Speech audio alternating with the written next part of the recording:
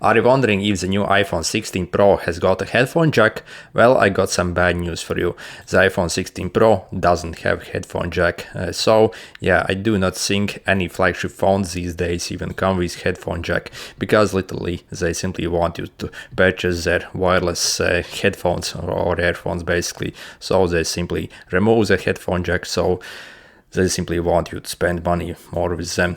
So actually the latest iPhones that had headphone jack was the iPhone 6. So but if you still want to use like regular wired headphones with this iPhone 16 Pro, then you simply need to purchase this adapter that simply plugs in your phone, and as you can see, you can still use your wired headphones with the iPhone 16 Pro. So yeah, it's you still have to use this adapter, but it's not impossible to like use the wireless stuff, as obviously the wireless stuff is way better than the wireless stuff, so you do not get any lag, and also the audio quality often is actually better.